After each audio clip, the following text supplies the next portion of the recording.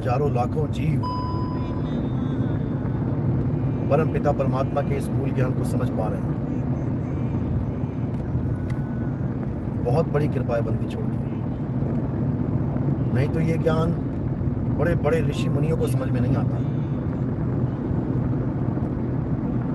जो आज एक आम इंसान, एक आम अनपढ़ बिना पढ़ा लिखा इंसान इस ज्ञान को समझ रहा है।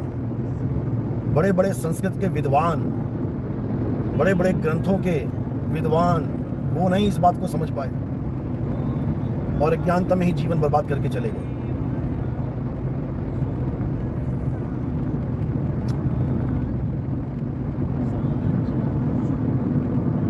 तो आज सूरत में प्रोग्राम है। सूरत गुजरात का एक 1.5 पसली गुरु के पीछे तो लाखों लोग लग सकते हैं, आसान है, दिखाई देता है। लेकिन जो अखिल ब्रह्मांड को चला रहा है, जिसकी ताकत से वो 1.5 पसली गुरु भी चल रहा है, उसके लड़ लगना बहुत मुश्किल होता है। वो जल्दी समझ में नहीं आता। तो मालिक की अपार कृपा है।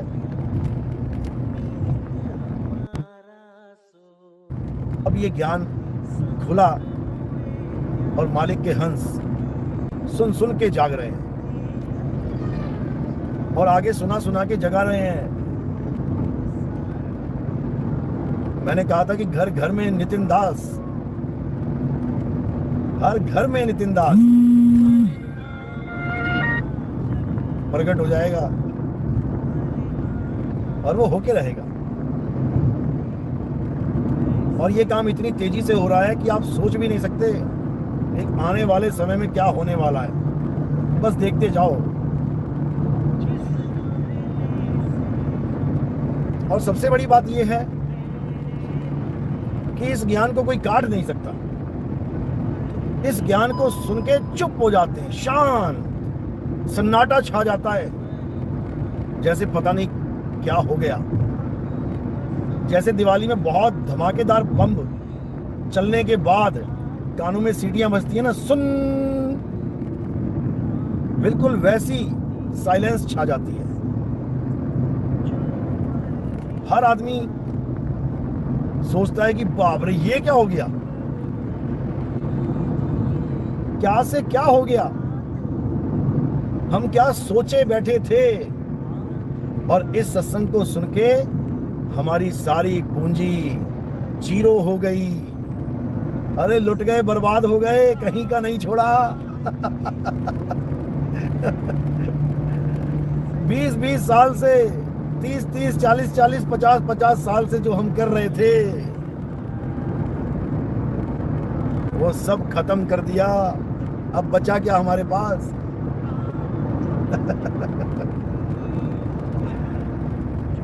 तो ऐसा ही होता है, जब सत्य का डंका बजता है तो अज्ञान घुटने टेकता है।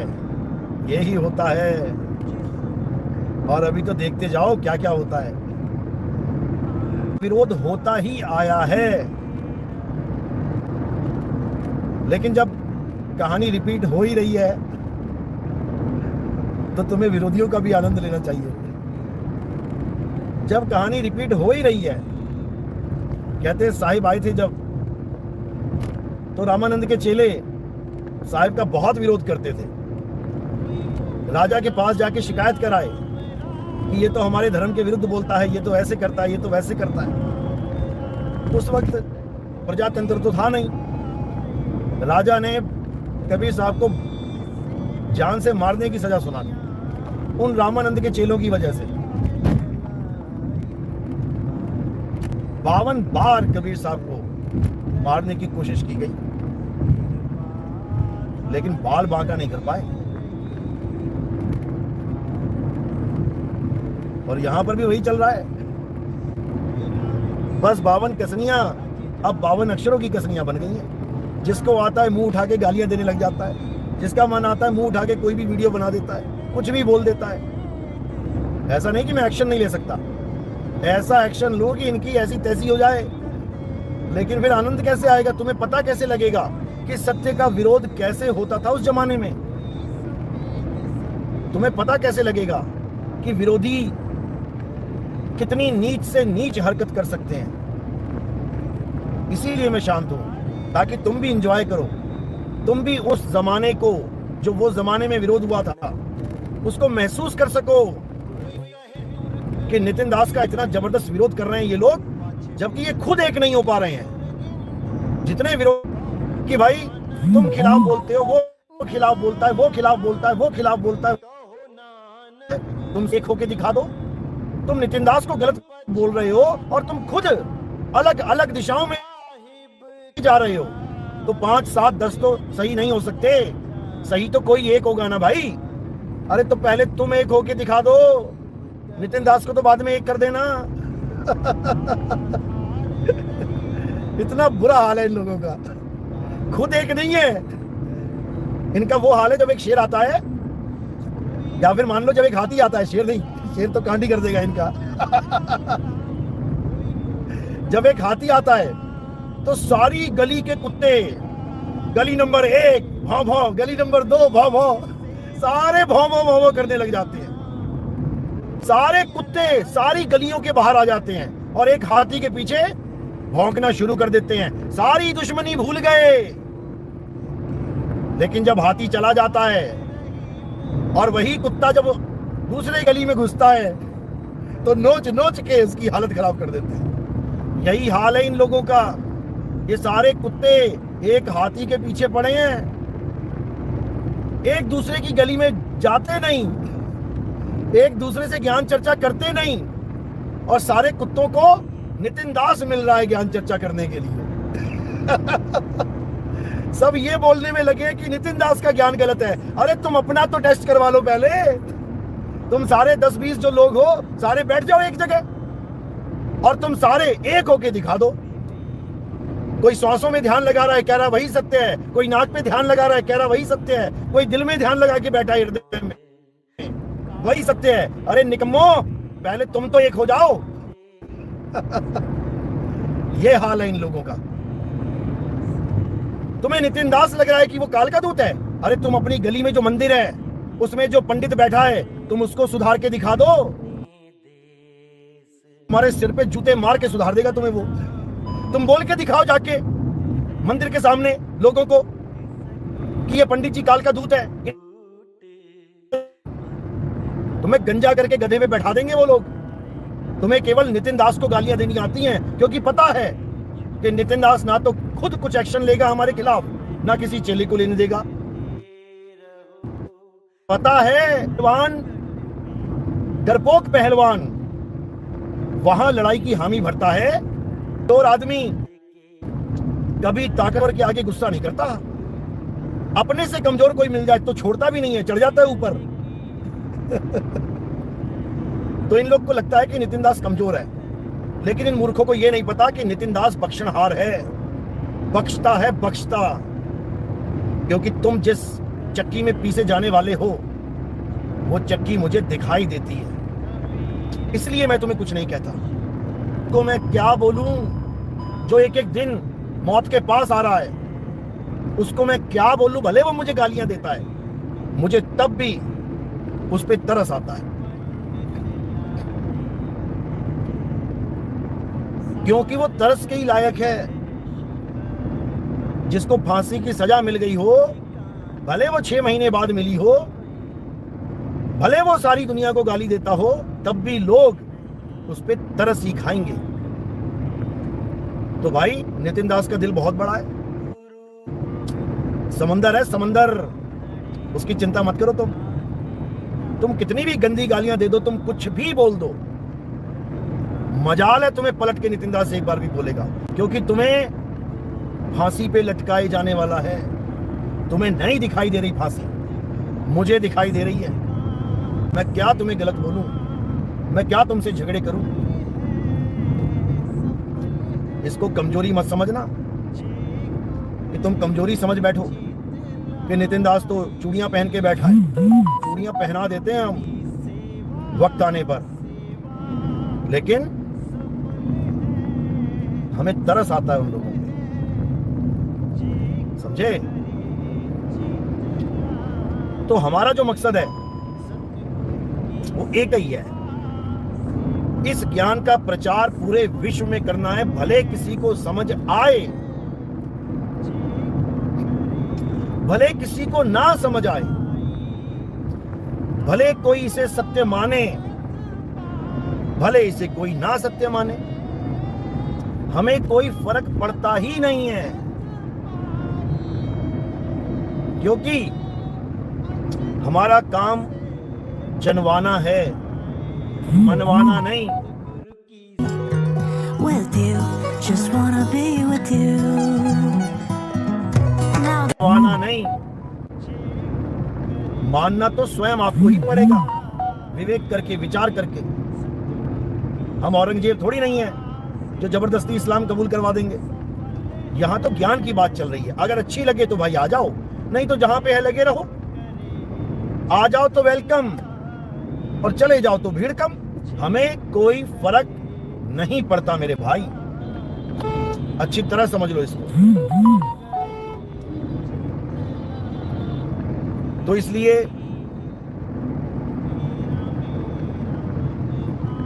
ये वो खेल है ही नहीं कि यहां पर भीड़ें इकट्ठी करनी है। यहां पर एक आए, पर ऐसा आए जो 1.25 लाख का मुकाबला,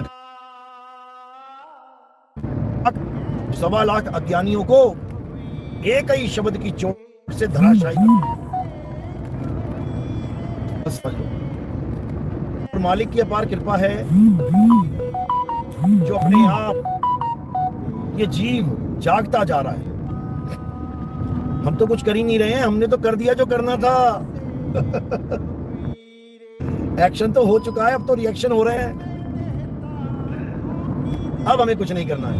हाँ, आगे का ज्ञान जरूर खोला जाएगा, और ऐसा ज्ञान खोला जाएगा, ऐसा ज्ञान खोला जाएगा कि सारे धर्म सोचने पर मजबूर हो जाएंगे और एक झंडे के नीचे आ जाएंगे। अभी तो मात्र 209 सत्संग खोले हैं मैंने कहा था 1000 सत्संग पूरे करूंगा, अभी 2 खोले। 1000 में तो 1000 साल तक सतयुग ले आऊंगा, इतना समझ लो। इतना भी भरम नहीं छोड़ूंगा कि कोई भी धर्म वाला कहीं पर भी शंकित हो पाए। शंका का जड़ से खात्मा कर दिया जाएगा। देखते जाओ भी क्या होता है, उसी में से आ जाते हैं बाहर, टर टर टर कर दें। तो भाई युग पलटने का बस देखते जाओ। मैं तो हैरान हूं कि फोन आया था एक पॉलिटिशियन का, मैं हैरान हूं कि वो भी इस ज्ञान को समझ के सही राह पर चलने के लिए तैयार हो गए हैं। अभी देखते जाओ क्या होता है, क्योंकि सब मालिक के जीव हैं, परमात्मा के सब जीव हैं। धीरे धीरे धीरे धीरे धीरे अपने आप सत्य के झंडे के नीचे सब आते जाएंगे, सब। बस देखते जाओ, और उसके बाद जो माहौल बनेगा उसे कहते हैं राम राज। तब आएगा असली राम राज, जहां पर हिंदू, मुस्लिम, सिख, ईसाई सब एक नजर से देखे जाएंगे, जहां पर कोई भेदभाव नहीं होगा, जहां पर सब प्रेम की भाषा बोलेंगे, जहां पर सबका एक नाम होगा, एक भाषा होगी, एक झंडा होगा, सब एक मालिक की वंदना करेंगे, बंदगी करेंगे, पूजा करेंगे। और ये समय आने वाला है मेरे भाई, आने वाला है। देखते जाओ होता है क्या। और ये विरोधी बेचारे खून बढ़ाते हैं भाई। ओए, मैं तो सोच के हैरान हूं, पता नहीं कौन सा वो बाजा बजा रहा, पौ उसकी आवाज रिकॉर्ड करके ले आया, कहता ये होगा सार चमन। अरे भाई, थोड़ा सा ऐसा लग रहा था जैसे कोई ओम बोल रहा है, ओम। बीच में टूट गया, फिर वही उसी को ले आया, कहता ये है सार शब्द। अरे जब तू शब्द को मानता ही नहीं है, जब तू शब्द को जानता ही नहीं है, तू रिकॉर्डिंग किसकी करके ले आया? तूने कभी सुना हो तो बता कि हाँ मैंने सार शब्द सुना है, ऐसी आवाज आती है। थुक चट्टू थूक ही चाट रहा है सबका। जो भी वीडियो देखता है उसी में सोचता है शायद ये सच है, किसी और की देख लेता है, कहता है शायद ये आवाज किसी ने सुना दी होगी, किसी ओम का जाप करने वाले ने अपनी वीडियो में ये आवाज सुना दी होगी, उसे ही रिकॉर्ड करके ले आया। ऐसा थुक चट्टू मैंने जीवन में कभी नहीं देखा, जो थोड़ा थोड़ा थूक चाटता है सबका। अरे एक बार में सारा ही चाट ले यार, कम से कम एक टेस्ट तो आएगा तुझे। थोड़ा थोड़ा सबका चाटता जा रहा है, फिर कह रहा है मैं ज्ञानी हूं। वो निहंग सिंह बाबा का ज्ञान लिया, उसको सुना 2 महीना, उसमें से थोड़ा सा ले लिया। हमारा ज्ञान सुना, उसमें से थोड़ा सा ले लिया। किसी और का पारक सिद्धांत वालों का सुना, उसमें से कोई ले लिया। अरे बेशर्म आदमी, थोड़ी तो शर्म कर। थोड़ा थोड़ा थोड़ा लेके कोई ज्ञानी नहीं बन जाता। धीरज के साथ एक ज्ञान को समझ ले, किसी भी गुरु का ज्ञान ले ले भाई, और उस पर अटल हो जा। फिर दूसरे गुरु का ज्ञान नहीं आना चाहिए बीच में, क्योंकि सत्य एक होता है। इसे कोई पूछता है कि सत्य क्या है, तो 3-4 गुरुओं की ऑडियो वीडियो भेज देता है, ये भी सुन लो, ये भी सुन लो। अरे सुन के थोड़ी नहीं सत्य मिल जाता मूर्खानंद, पता नहीं कब समझेगा ये। पहले तो ये तरस आता है मुझे कि इसको मैं क्या बोलूं। पुराने कर्म इससे भुगतान नहीं हो रहे हैं, हर हफ्ते जाता है डायलिसिस करवाने, कर्मों का लेखा जोखा नहीं दे पा रहा है, और आगे की कर्म बना के बैठने की तैयारी है।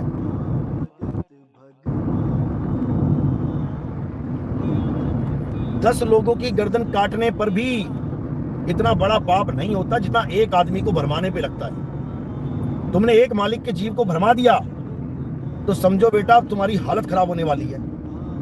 अब क्या और ये मुसीबत मोल ले रहा है। काल की नगरी में हर चीज का हिसाब देना पड़ता है। किसी गलतफहमी में मत रहना कि मैं कुछ भी बोल के चला जाऊंगा, लोग मेरे पीछे लग जाएंगे तो उनका ठेका मेरे सिर पे नहीं है, तेरे सिर पे ही ठेका होगा उनका। नाम के डॉक्टर लगा के बैठा फर्जी। अगर केस खराब हो जाए ना उस डॉक्टर से तो सीधे जेल हो जाती है उसे, समझे? वहां ये नहीं देखा जाता है कि ये डॉक्टर है नकली, फिर उठा के सीधे अंदर ठोका जाता है उसे।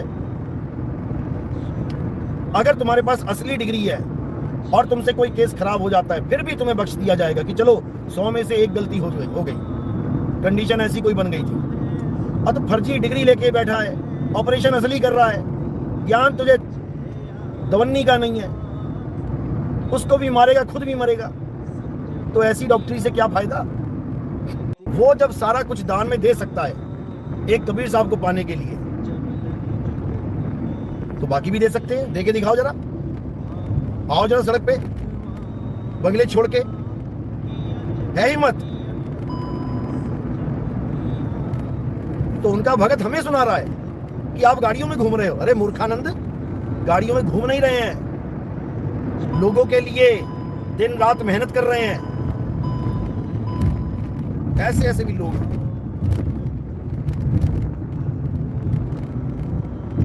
और मुझे बोलने लगा कि क्या कुआं भी कभी पानी के पास जाता है?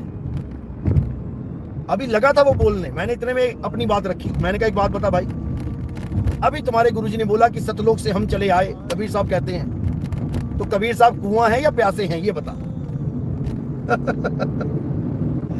कबीर साहब कुआं है या प्यासे हैं? बोलती बंद हो गई, कुछ बोल ही ना पाया। अरे भाई, अगर कुआं प्यासे के पास खुद ही पहुंच जाए तो गुरु की जरूरत क्या है? गुरु की जरूरत क्या है? जिसको प्यास लगी, जिसको भी प्यास लगी, कुएं के पास पहुंच जाए। और कबीर साहब कह रहे, गोता मारू स्वर्ग में जा बैठू पाताल, और मैं तो फिर ढूंढता अपने हीरे माणिक लाल। आप बता जरा, कुआं कहां घूम रहा है पानी पिलाने के लिए? अरे मूर्खों, इस दुनिया में तो लोगों को पता ही नहीं है कि वो प्यासे हैं। मर जाएंगे लेकिन उन्हें पता ही नहीं लग पाता कि वो प्यासे हैं।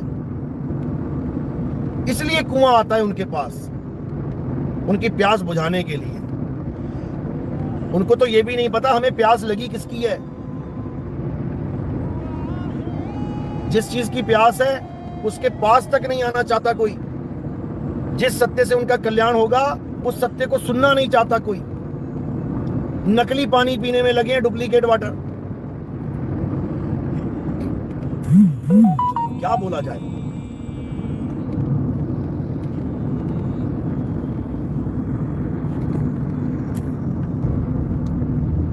वीडियो सही चल रहा है या नहीं? आवाज आ रही है मेरी? हाँ या ना? खत्म हो जाता। Running a little late? Zip through traffic with Ola Bike Taxi. Book. सब होगा, बस धीरज धरो। कबीर धीरज के धरे हाथी मन भर खाए, और टूक टूक के कारणे स्वान घरे घर जाए। जिसको धीरज नहीं होता, जिसको विश्वास नहीं होता मालिक पे, जिसको सत्संग पे विश्वास नहीं होता, वो टूक टूक के कारणे स्वान घरे घर जाए। वो कभी इधर मुंह मारता है, कभी उधर मुंह मारता है, कभी उधर मुंह मारता है। कभी किसी का सत्संग सुन रहा है, कभी किसी का सत्संग सुन रहा है। थोड़ा सा यहां से ले लिया, थोड़ा सा वहां से ले लिया, थोड़ा सा उसका सच मान लिया, थोड़ा सा इसका सच मान लिया। उसकी गति स्वान कुत्ते जैसी हो जाती है। स्वान घरे घर जाए। कुत्ता हर घर के दरवाजे पे बैठ के एक एक टुकड़ा खाता है, फिर आगे बढ़ जाता है। तसल्ली से नहीं बैठता एक ही जगह कि मैं एक ही जगह पूरा पेट भर के खाऊं। थोड़ी सी रोटी किसी ने डाल दी, वो खा ली, फिर आगे बढ़ गया। फिर थोड़ी सी रोटी किसी ने डाल दी, वो खा ली, फिर आगे बढ़ गया। इन लोगों का वो हाल है। किसी का ज्ञान सुना, कोई बात अच्छी सी बढ़िया सी समझ में आ गई, पता लग गई, तो ये उसको नोट कर लेते हैं। ये उसको हथियार बना के चलाते हैं कि देखो मुझे इतना ज्ञान हो गया। अरे सुन के ज्ञान हुआ तुझे, मूर्खानंद। लोगों की बात सुनकर तुझे ज्ञान हुआ। तेरी महानता नहीं है इसमें। इसमें उसकी महानता है जो ज्ञान सुना रहा है। तू नहीं ज्ञानी हो गया, तू तो निकम्मा ही रह गया, क्योंकि जिसका सुनता है उसी को गाली देता है। रामपाल जी का सुनता था, रामपाल जी का चेला बना, अब रामपाल को ही गालियां देता है। बताओ, हमारा ज्ञान सुना, हमारा चेला इनडायरेक्ट बना, क्योंकि डायरेक्ट तो नाम दीक्षा ली नहीं इसने। इनडायरेक्ट बन गया क्योंकि ज्ञान हमारा मान लिया इसने। सारी दुनिया के कबीरपंथी कहते हैं काल है, काल है। रामपाल जी ने भी कहा काल है, इसने मान लिया।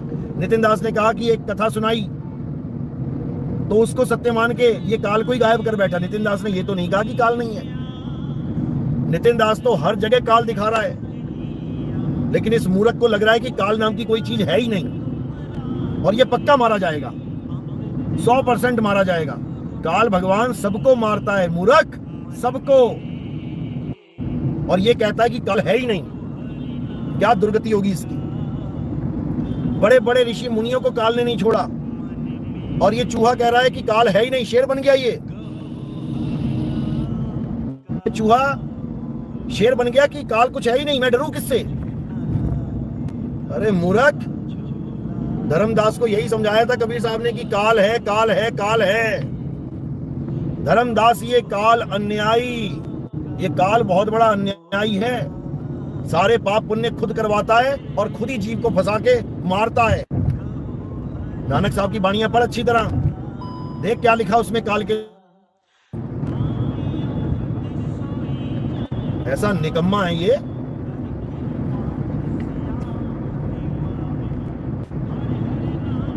फिर कहता है मेरा ज्ञान सुनो, मेरा ज्ञान सुनो। बता, अरे तेरा ज्ञान ही नहीं। ज्ञान तो इसलिए सुना जाता है कि काल के जाल से बचें। जब काल ही नहीं है तो तेरा ज्ञान क्या सुने। फिर तो जीवन यापन करना है केवल, कैसे भी कर लो। कौन पूछने वाला है, काल तो है ही नहीं। सूरत को कहता है कि मन की सूरत है ये। अरे मूर्ख, मन की सूरत है तो तेरी सूरत क्या है। तेरा ध्यान कहां है कि बैठ गया कि मन की सूरत होती है। ऐसा निकम्मा है ये कि क्या बताया जाए। इसको नहीं समझाता को, इसकी